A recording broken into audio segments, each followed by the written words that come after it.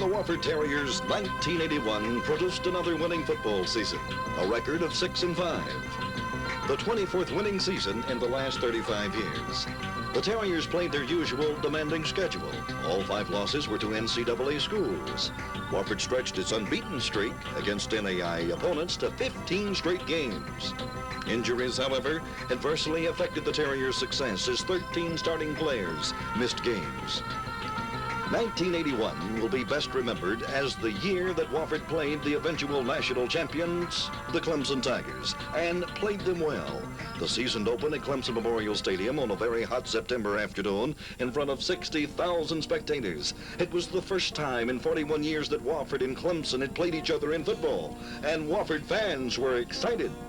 Many people across the state expected a mismatch, and indeed, the Terriers were a 5-touchdown underdog. But on the opening series of the game, the Terriers surprised everyone by moving the ball at will. Wade Lang and Anthony Gaines led a ground game which carried the ball to the Clemson 7-yard line, consuming nearly 7 minutes of the clock.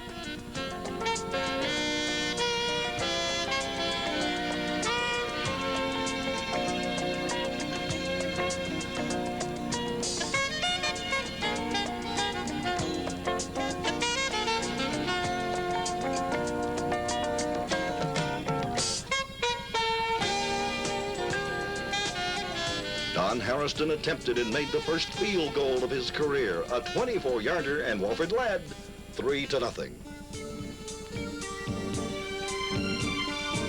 The Wofford defense performed well in the first half.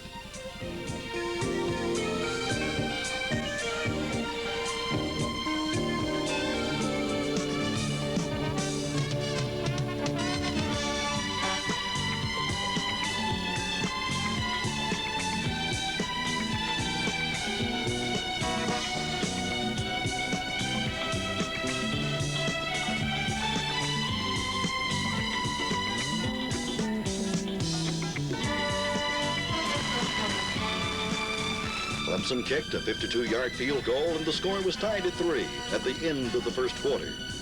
The Terriers' offense was excellent all afternoon. Clemson coach Danny Ford said, "Wofford had the best game plan against Clemson of any team since I've been here."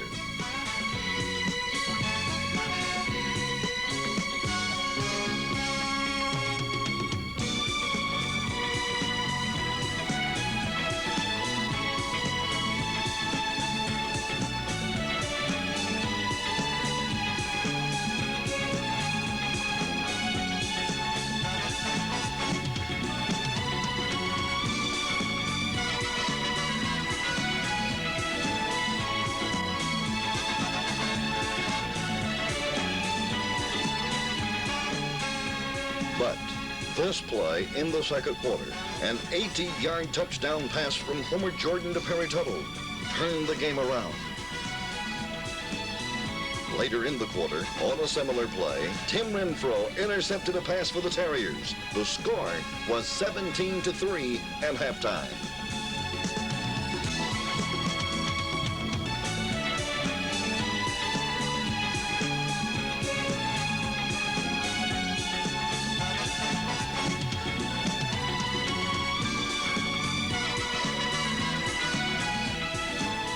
In the second half, the Terriers tired in the 90-degree heat, and Clemson took a 45-10 victory.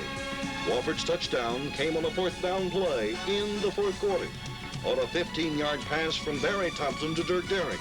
It was the only touchdown scored against Clemson in the first 5 games of the season.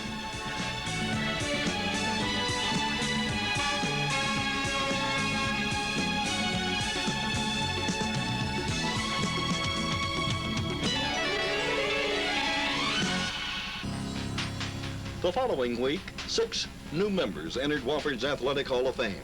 The opponent was Davidson, and the Terriers found themselves with an emotional letdown after the Clemson game.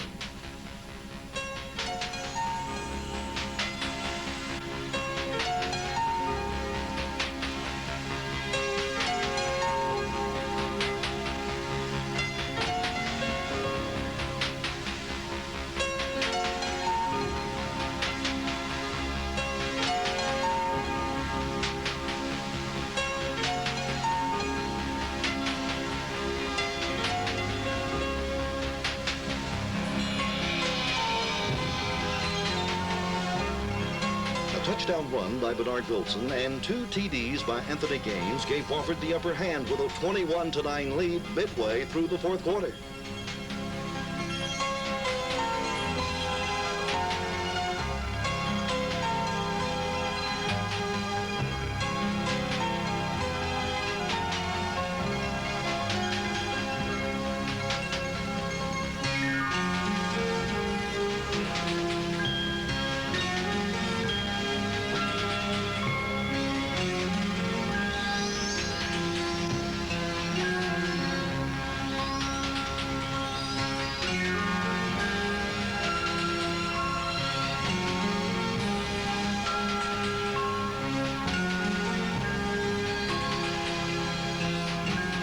Davidson scored the winning touchdown with just 19 seconds left in the game for a 22-21 victory. Now, Wofford had an 0-2 record and faced the prospect of the next 3 games on the road. The first was against Lenore-Ryan in Hickory, North Carolina. On Wofford's opening series, David Minzer got the offense rolling with a 44-yard run.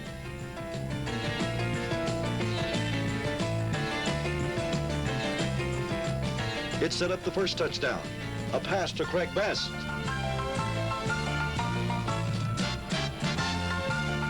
And here was a freshman who had something to be excited about.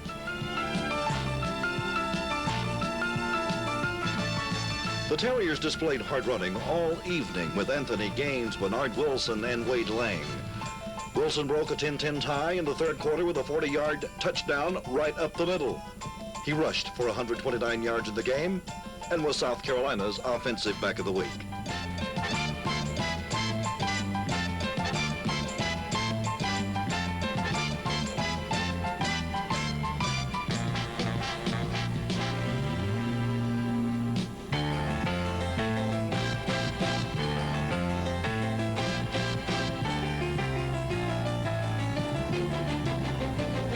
Wilson again, a 14-yard touchdown run, and the Terriers had breathing room.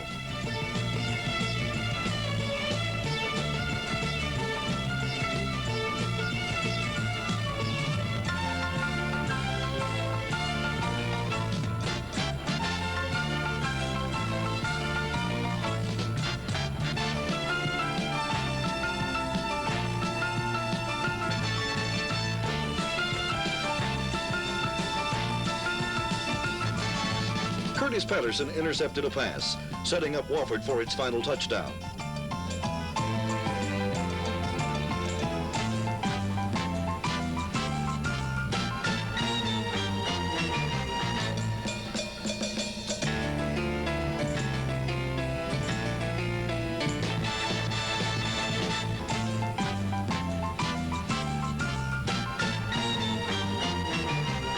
Gaines runs.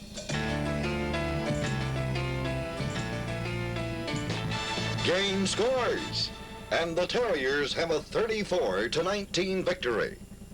The Terriers' next journey was to Jefferson City, Tennessee, for a date with Carson Newman.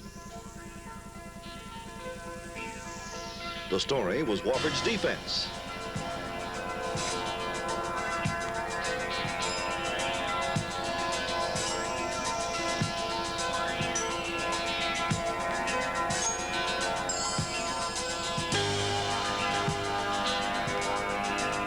This punt by Chris Marshall set up the first points of the game.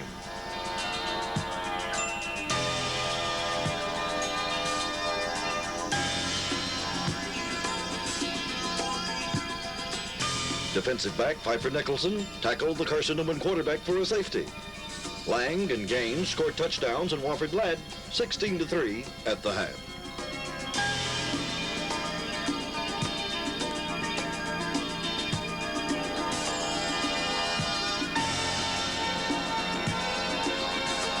The defense set up 4 of the 6 scoring drives in the game, with either a fumble recovery or an interception deep in Carson Newman territory. Carson Newman had trimmed the lead to 16-10 early in the 3rd quarter, and then came the big play of the game. Carson Newman is at the Wofford 25-yard line, 3rd down, and Johnny Carnegie sacks the quarterback, taking Carson Newman out of field goal range.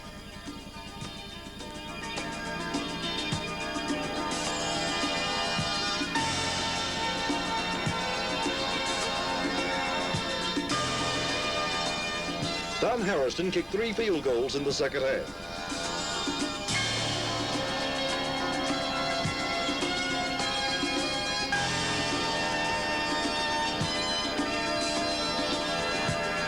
Tim Renfro intercepted a pass to set up the final touchdown. A 4-yard run by Wilson, and the Terriers won 32-16.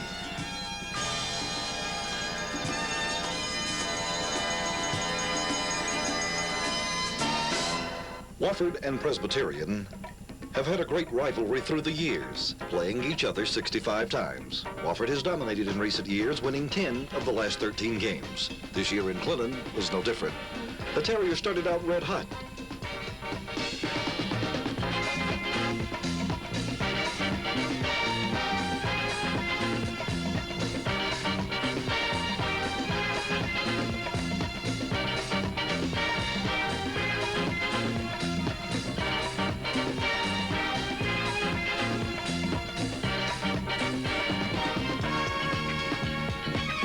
First time with the ball, they drove right down the field with Wade Lang scoring the touchdown.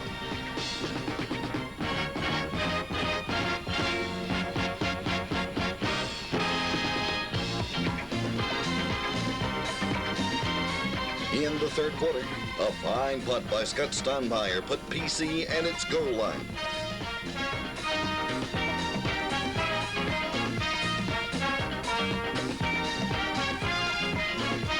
That set up the Terriers' next touchdown and gave Wofford a 14-7 lead.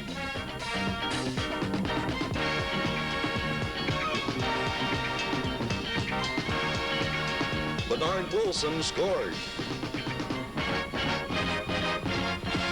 In the fourth quarter, Chris Marshall's great effort out of punt formation prevented PC from getting the ball near Wofford's goal line.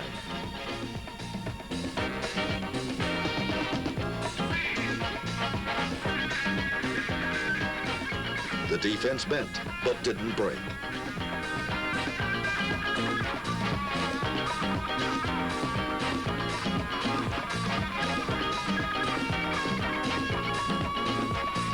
PC was forced to settle for a field goal. The Terriers led 14-13. Don Harrison gave the Terriers breathing room, a 28-yard field goal with only a minute left in the game. The Terriers had a 17-13 victory and a record of 3 wins and 2 losses.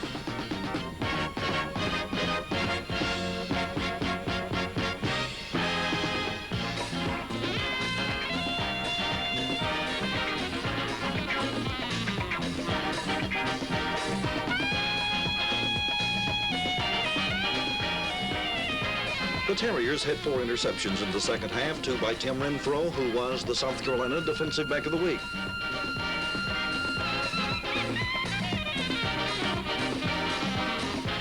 Renfro's interception at the goal line on the last play of the game saved the victory.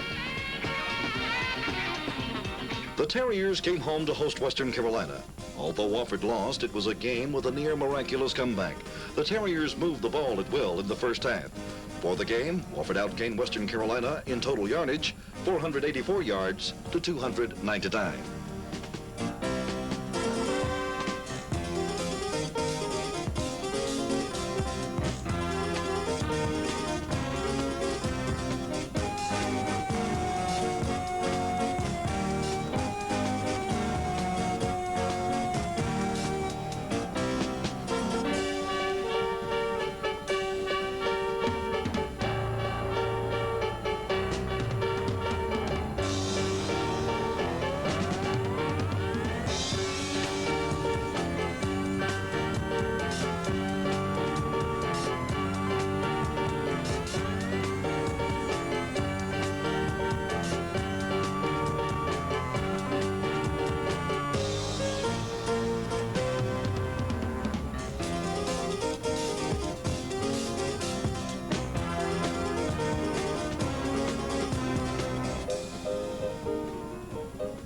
Wade Lang's 29-yard run tied the score at halftime 14-14.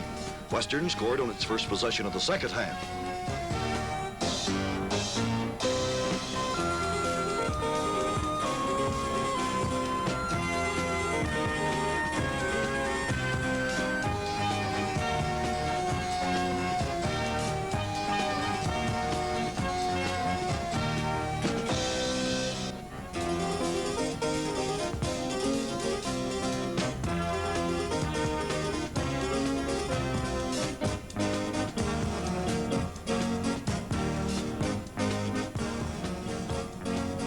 The Terriers' defense didn't play badly.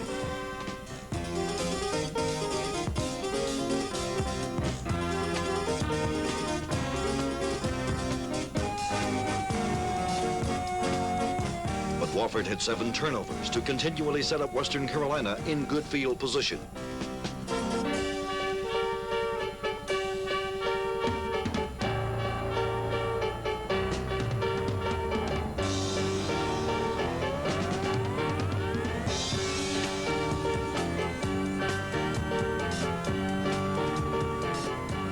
With 11 minutes left in the game, Wofford trailed 34-14.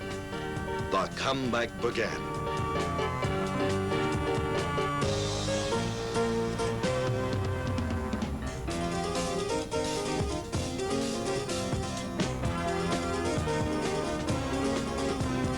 A long touchdown drive culminated in Tim May's first collegiate touchdown. The 2-point play was successful, and Wofford trailed 34-22.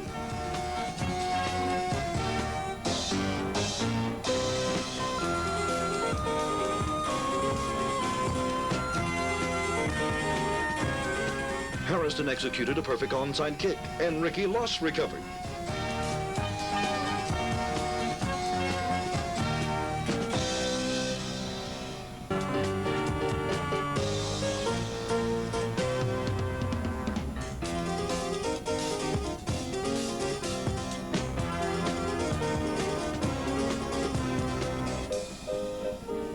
Six plays later, Wade Lang scored, and then Barrett Thompson hit Dirk Derrick for another 2-point play with 5 minutes left. The score was 34-30. Western controlled the ball for the next 4 minutes and kicked a field goal for a 37-30 lead. With 1 minute left, Wofford had one last gasp. A 64-yard pass play from Thompson to Craig Best carried to the 16-yard line. But on the very next play, a pass interception ended the Terriers' hopes. The Terriers continued their dominance over Newberry in 1981, now having won 18 of the last 22 games in the rivalry. The final score of this game was 38-14. Newberry drove to the 6-yard line early in the game, but the Terrier defense rose up and kept the Indians out of the end zone, setting the tone for the game. It was the only time that Newberry crossed midfield before scoring its first touchdown late in the 3rd quarter.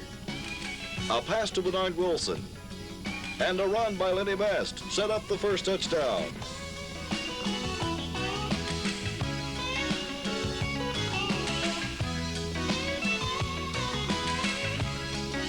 A 45-yard punt return by Tim Renfro, but Wofford in position to kick a field goal, and the Terriers led 17-0 at halftime.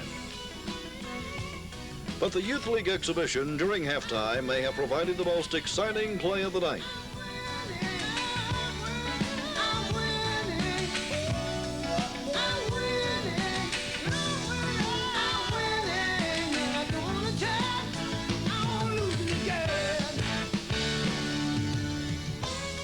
The second half started off with a bang.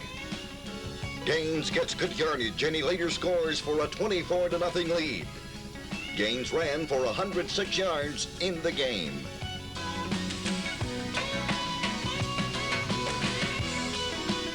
The Terrier defense allowed Newberry to gain only 25 yards rushing.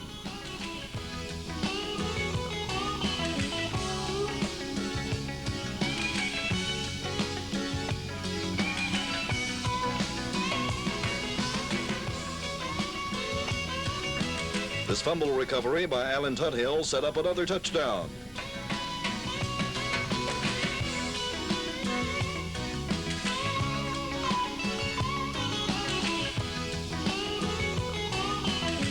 David Menzer scored on a 14-yard run for a 31-0 lead.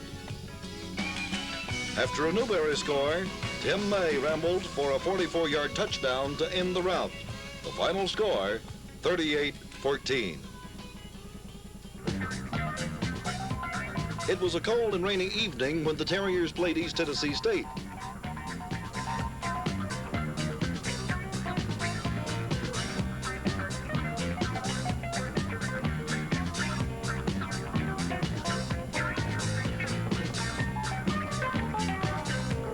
A pass interception in the first quarter gave the momentum to East Tennessee, and the Terriers never could overcome it. The Buccaneers won 34-8. The only Wofford score came in the fourth quarter. This touchdown was called back by a penalty, but on the very next play, Barry Thompson hit Dirk Derrick for a 25-yard score.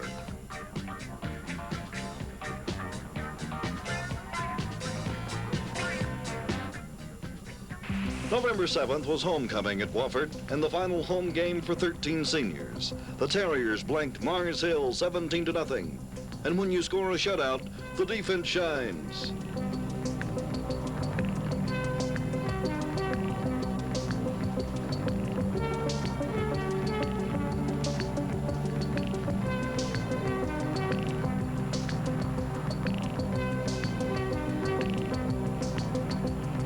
Derrick scored the Terriers' first touchdown on a 34-yard pass play from David Menzer. Great catch.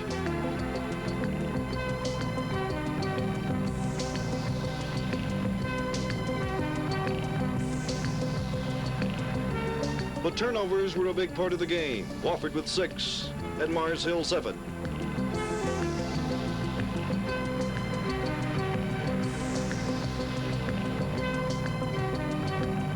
In the fourth quarter, the Terriers scored their final touchdown on a pass from Thompson to Tim May. Wofford's hero in the final two games again was Tim May, a freshman starting his first game at tailback against the Citadel. The first quarter belonged to the Terrier defense. On two separate possessions which began at Wofford's 25 and 29-yard lines, the Terrier defense came up with big plays to prevent Citadel from scoring.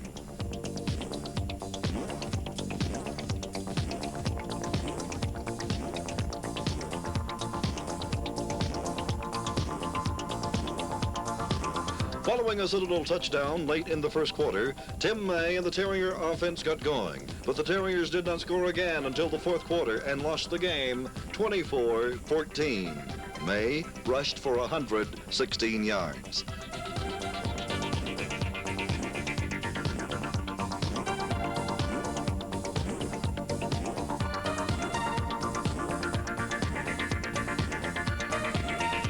The season finale against Gardner-Webb in Bowling Springs, North Carolina, really was May Day. Tim scored 4 touchdowns and passed for another. The Terriers won easily, 45-21. This punt return by David Moore set up May's first score, a 13-yard run.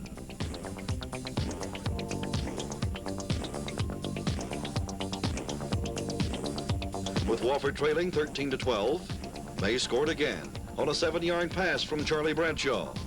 May's third touchdown was set up with a 27-yard run by David Menzer and a pass out of punt formation from Chris Marshall to Mike Taylor.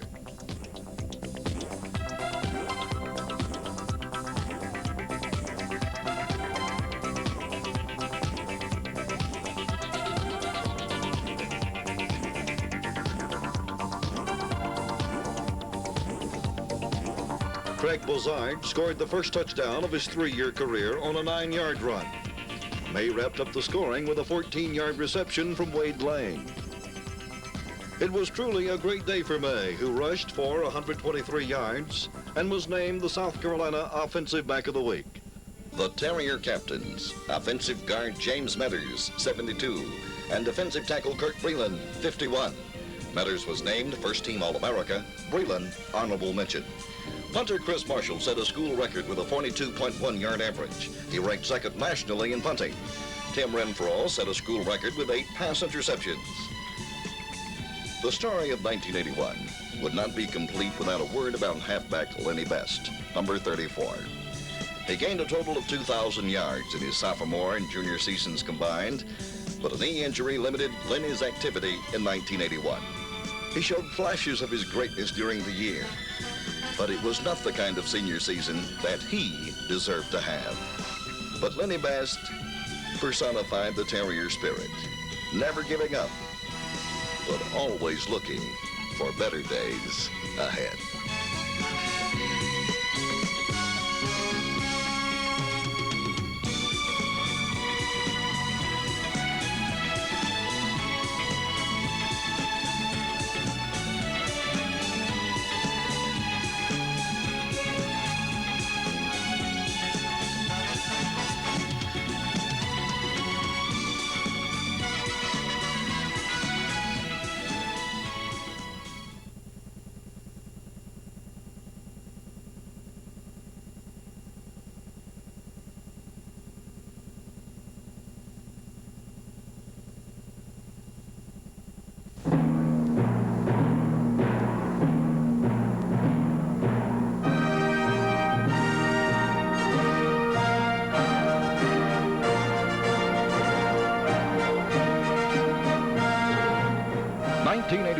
was a good year for the Wofford Terriers. An 8-3 record, their best record in 12 years.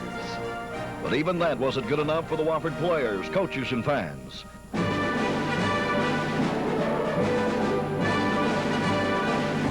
The Terriers finished 9th in the national ranking, missing the playoffs by 1 spot. Wofford followers were disappointed. They felt the Terriers were a team good enough to win the national championship.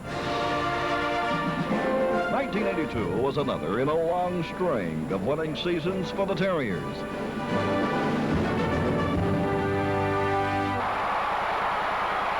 The season opened at home against Gardner-Webb, and the Terriers were out of the gate in a hurry. On their first possession, quarterback Charlie Bradshaw passes to tight end Arthur Yex.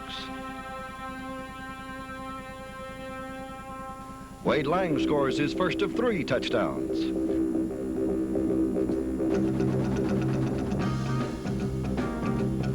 This punt return set up Gardner-Webb's first score.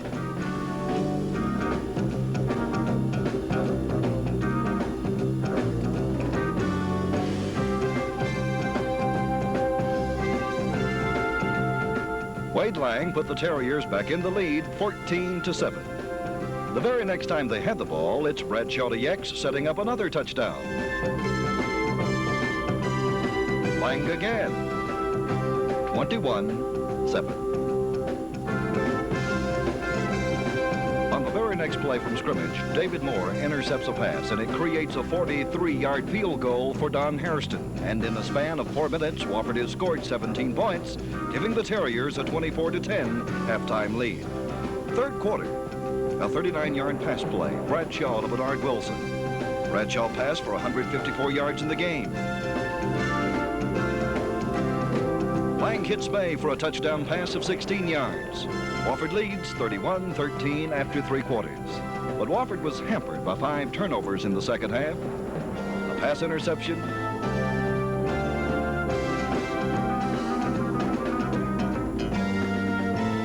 and then a fumble lead directly to a pair of Gardner-Webb touchdowns. On the first one, Curtis Patterson bats the pass down, but another receiver alertly catches it. Gardner-Webb scores again, and after a 2-point play, the score is 31-29. And there are still 9 minutes left in the game. But Wofford's defense was good, especially in the final minutes. They nailed quarterback Chip Stewart for losses 10 times in the game and intercepted 4 passes. Wofford fans would breathe a sigh of relief when this victory was over.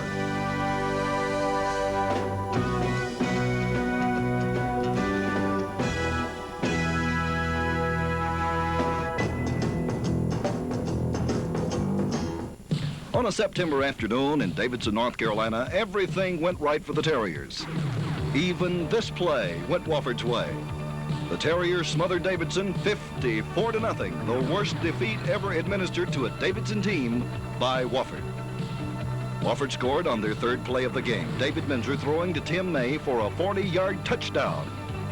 The score goes to 9-0 when David Moore tackles this punt returner for a safety.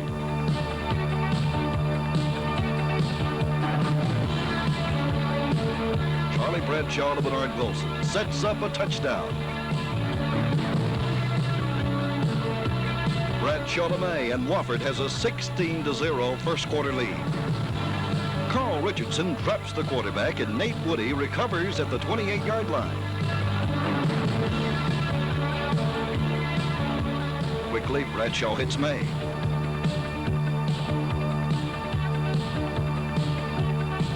And Wilson scores. It's 23-0. Late in the second quarter, Bradshaw to May again for 21 yards.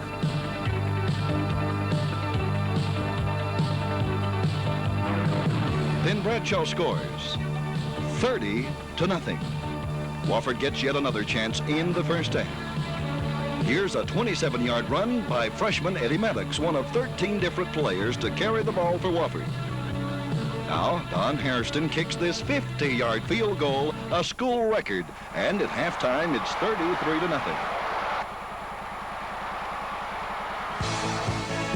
Freshman Gary Patterson starts the second half at quarterback and directs a 73-yard drive in 17 plays.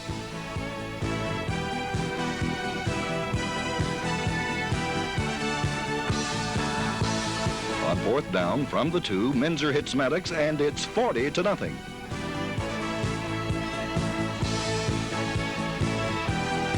On the next play from scrimmage, Tim Renfro intercepts a pass.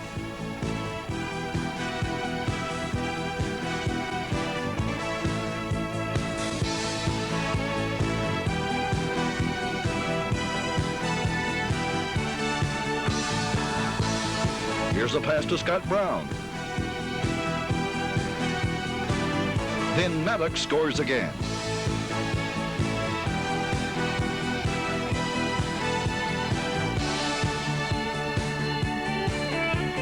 Plays like this help limit Davidson to 107 yards, and Stacey Day records 2 consecutive sacks.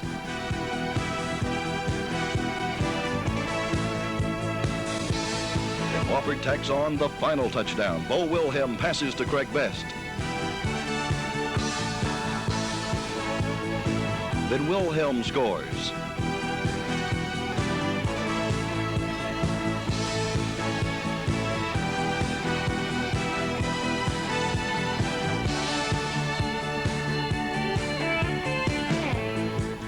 The defense takes over and finishes off the Wildcats. Davidson never got inside the Wofford 43-yard line.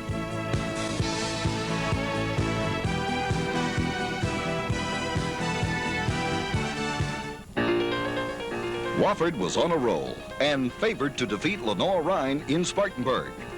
On the third play of the game, Wade Lang galloped 53 yards, and the Terriers seemed headed for their 3rd straight win. But Wofford didn't score here. Later in the first quarter, Glenn Ford runs 45 yards for Lenoir-Rhyne, setting up the only touchdown of the game. Wofford lost it 7-3.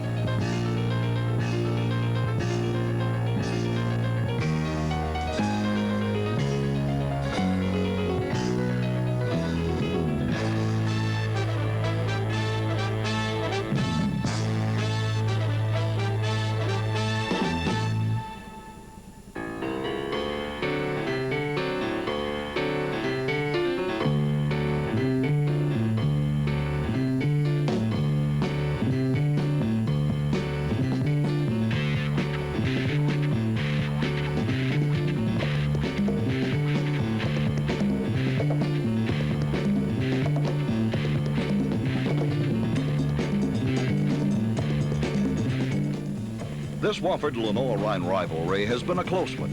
Of the 30 games played, each team had won 14 with 2 ties. Charlie Bradshaw threw for a career-high 170 yards. In the third quarter, this promising drive ended at the 5 when Bradshaw was intercepted in the end zone. Glenn Ford may have been the best back Wofford has faced all year. He had 155 yards.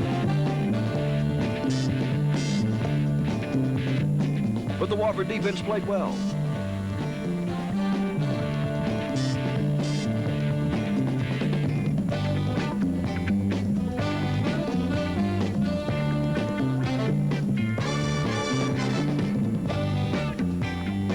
David Moore blocked a field goal and intercepted a pass.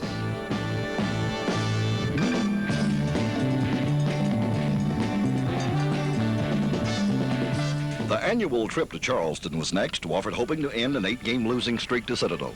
Wofford could not take advantage of this early break. The Citadel fumbles a punt, but the Terriers didn't score. The defense played well after that.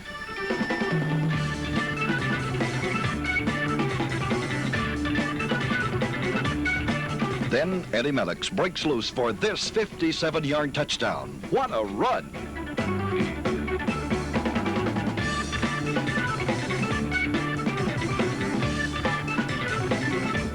2 plays later, James Irby intercepts a pass and returns it to the 4.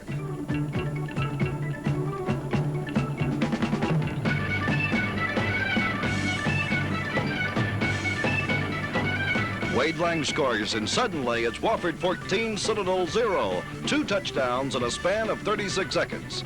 Then, second-string quarterback Robert Hill enters the game for the Citadel. Fighting the clock just before halftime, he takes the Cadets 78 yards in only 57 seconds, and the Citadel cut it to a 14-7 lead at halftime. Maddox gave it one last try before the half. Eddie ran for 145 yards in the game. This was his first starting assignment, and he ended the season as the team's leading ball carrier. Citadel scored again on its first possession of the second half, and the score was tied.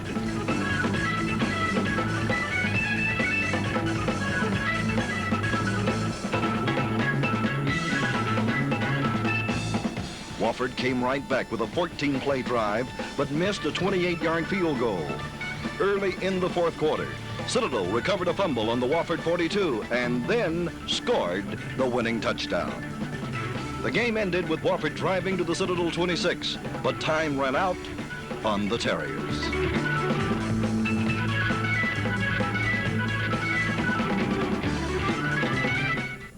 Back home again for the meeting between Wofford and Presbyterian. In addition to WGGS TV's tape delay telecast of all Wofford games, this great rivalry was also televised live by WSBA TV. It was all Wofford for the first three quarters. The first time with the ball, the Terriers drive 45 yards to score. Wade Lang from the 4.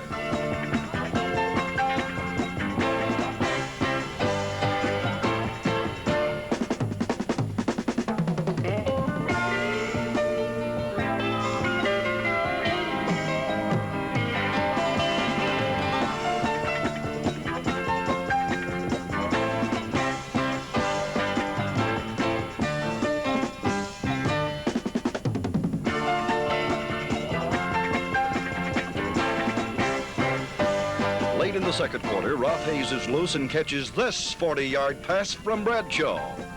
With only 28 seconds left till halftime, Bradshaw throws to Bernard Wilson, and it's 14-0.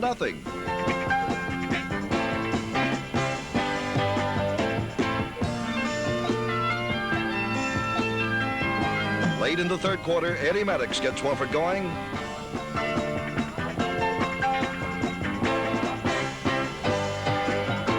Wilson scores on a 7-yard run, 21-0. Only then did the game get interesting. 12 minutes were left in the game, and Glenn Manning was ready to seal PC's fate with this interception. But no, the ball is stripped from him, and PC has possession on the 5.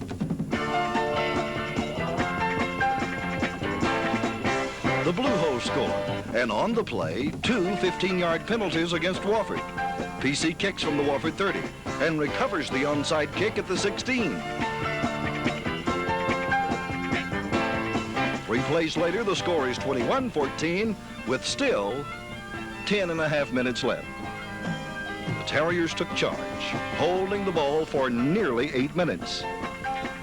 Wilson ran for 104 yards in the game. Hairston kicks a field goal, and Wofford wins 44-16. Wofford had waited 4 years for a chance to play defending NAIA national champion Elon. The Terriers set the tone for the game on the very first play. Craig Best taking the kickoff 93 yards for a touchdown.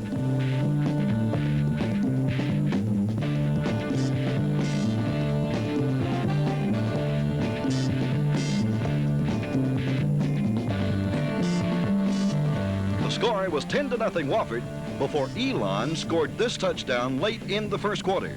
But it was all Wofford after that. The Terriers won 38-7. This pass from Charlie Bradshaw to Ralph Hayes went for 66 yards, the longest pass play of the season.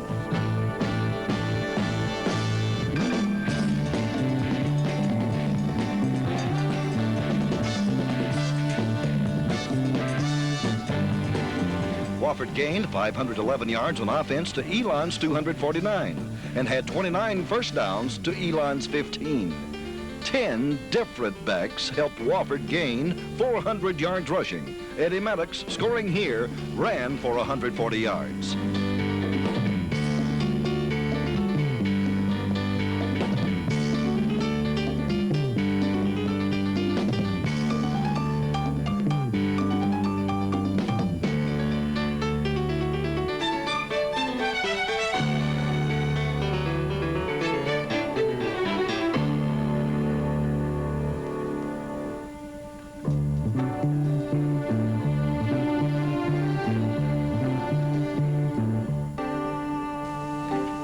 road at Newberry, Wofford met a charged-up Newberry defensive team. The Terriers had only 18 yards rushing in the first half.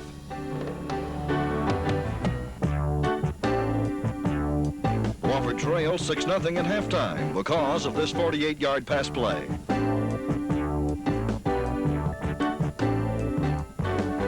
But the second half was a different story. Wofford made adjustments in its running game and ran its way to a 28-6 victory.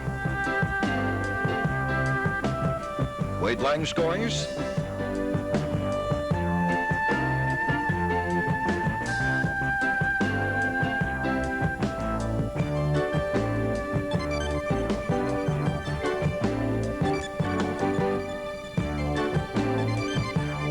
Eddie Maddox makes it 14-6. In the fourth quarter, this interception by Nate Woody sets up the third touchdown.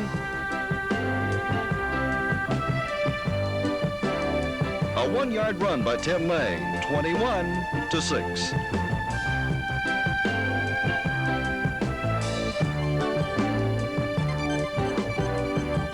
A 19-yard run by Brent Shaw set up the final score. A 10-yard pass from David Menzer to Barry Langer.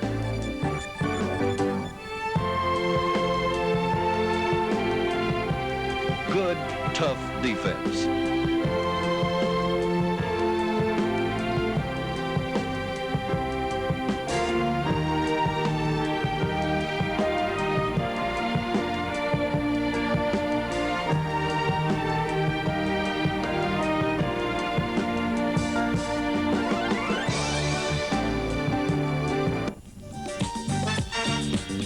Wofford in Western Carolina, and for the 5th straight year, the Terriers had little luck with the Catamounts. The final score was 36-17, but the game was much closer than the score suggests.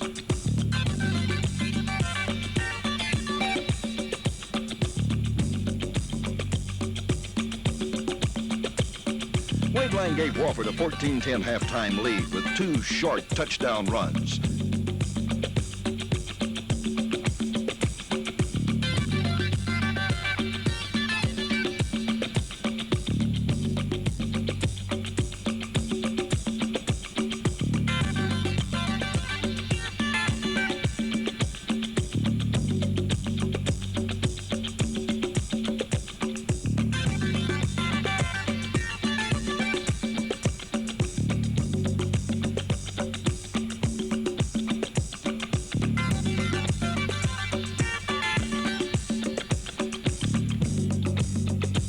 The score was tied at 17 after 3 quarters, but Western Carolina scored 3 touchdowns in the fourth quarter for the victory.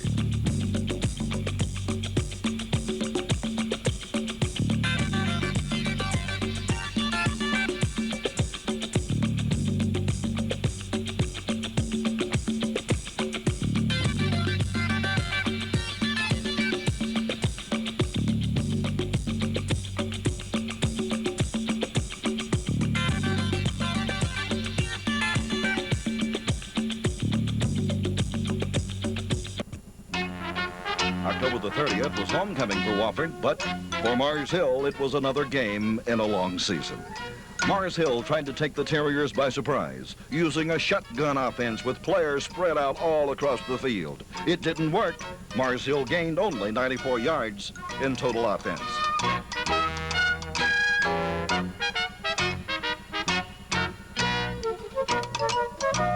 The Terriers scored 23 points in the first half and 23 more in the third quarter for a 46-0 victory.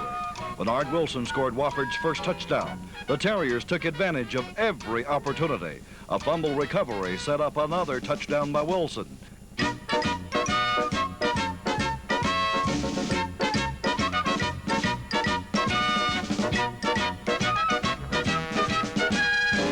Late in the second quarter, wingback David Menzer played quarterback for the first time all year, and he helped make the score 23-0 at halftime.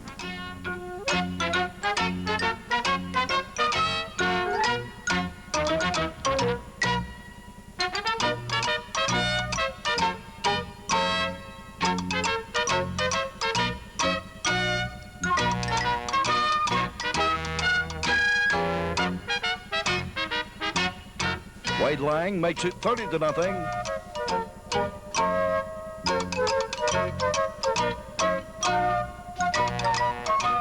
Eddie Maddox and Tim May led this drive.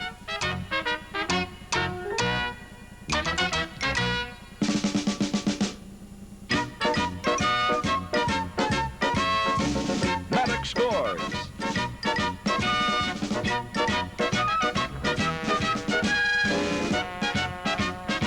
The final touchdown came on the 69-yard punt return by Tim Renfro.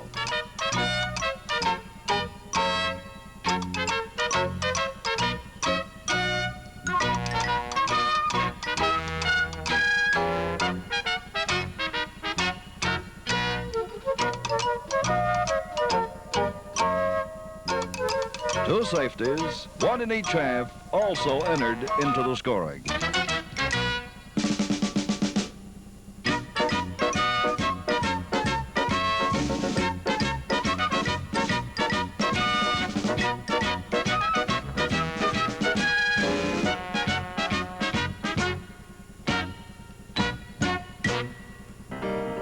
Wofford traveled to Statesboro, Georgia to knock heads with Georgia Southern, a team which had been allowing only 68 yards rushing per game.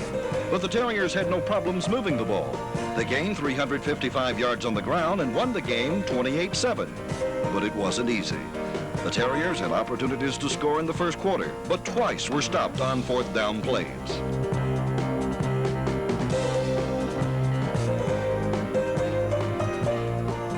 A fumble set up Georgia Southern's touchdown in the second quarter, and Wofford trailed 7-0. Late in the first half, Wofford finally converted yardage into points. Only 17 seconds were left when Charlie Bradshaw hits Tim May and a nice catch. Don Harrison is set to tie the school record for consecutive extra points, but the kick is blocked, and his string ends at 33. Wofford gets a break on a fumble recovery by Curtis Patterson, but the Terriers did not take advantage. On the next possession, Bernard Wilson gets the Terriers rolling again, but still, the Terriers don't score. Finally, Wofford does take advantage of a fumble recovery. Tim May takes this pass and makes a great run. Bradshaw hits Wilson for 2 points, and Wofford finally leads 14-7. Georgia Southern, in its first year of football, gave the Terriers all they could handle. But as their coach, Irk Russell, said, Wofford wore us down in the fourth quarter. Throughout the game, Wofford came up with a big defensive play.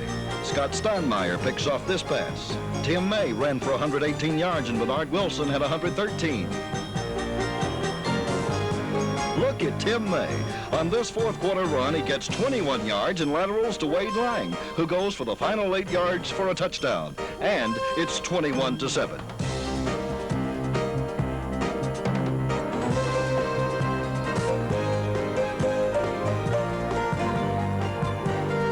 Greg Bazard sets up the final touchdown with these 2 runs.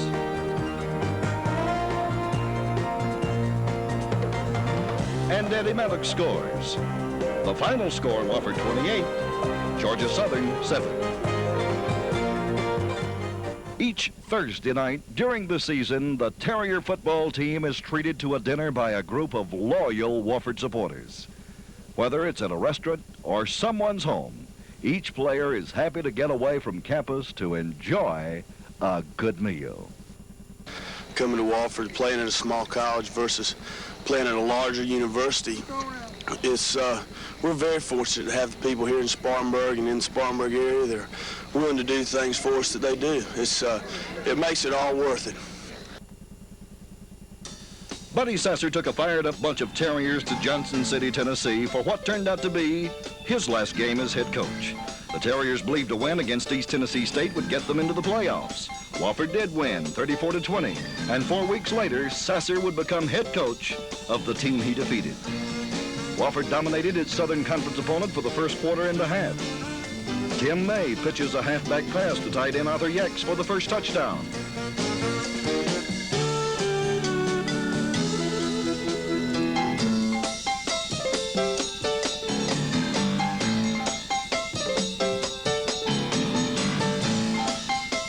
Don Hairston kicked a 45-yard field goal.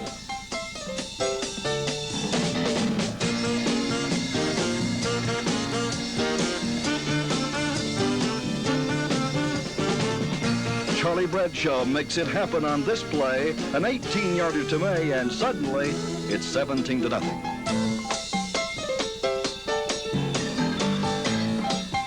But late in the second quarter, East Tennessee State posed a serious challenge to the Terriers. First, a field goal, and then a 16-yard touchdown pass. It's 17-10.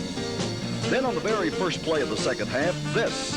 An 80-yard run by East Tennessee's Jerry Butler, and the score is tied 17-17. But that was the end to the threat by East Tennessee's Buccaneers. A mixture of timely defense and ball control offense won the second half for the Terriers.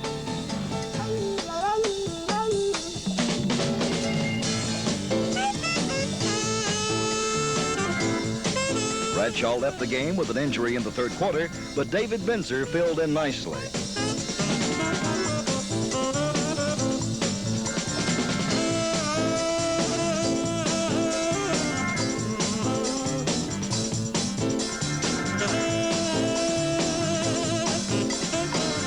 Midway through the third quarter, reserve fullback Craig Lazard put Wofford ahead to stay 24-17 with this 20-yard scamper.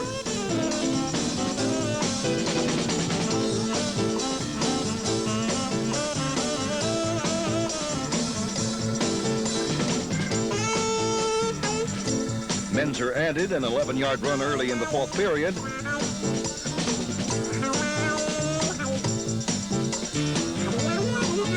And Harrison kicked another field goal to cap the scoring.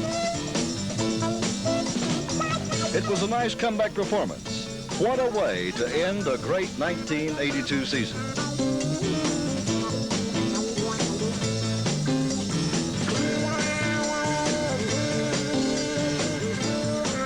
Two Wofford Terriers were named NAIA First Team All-America. Defensive back Tim Renfro, Wofford's career interception leader. He also set a record for punt return yardage. And offensive tackle Lee Davis, who helped the Terriers achieve status as the #3 rushing team in NAIA Division I. 6 more players were named honorable mention All-America. Quarterback Charlie Bradshaw. Wingback Wade Lang. Center Jim Hanna. Offensive guard Mitch Stovall. Defensive end Nate Woody. And defensive back Curtis Patterson. As good as the Terriers were offensively in 1982, they were also a distinguished defensive unit. Wofford held 8 of its 11 opponents to 2 touchdowns or less. And when Coach Buddy Sasser accepted the head coaching position at East Tennessee State, defensive coordinator Bill Parker was quickly named to replace him. The most gratifying thing to me is that they have enough faith in me and enough trust in me that they would talk with me, before talking with anybody outside the program, and that loyalty, and hard work that you put in, as an assistant is well accepted and is appreciated, and then this is just a culmination of that loyalty of the college to people that do a good job for them, and I really appreciate that trust, and it's my every intention to do a great job for Wofford College. Under Bill Parker, a new era in Wofford football begins, and it's very likely that success will continue to be a companion of the Wofford Terriers.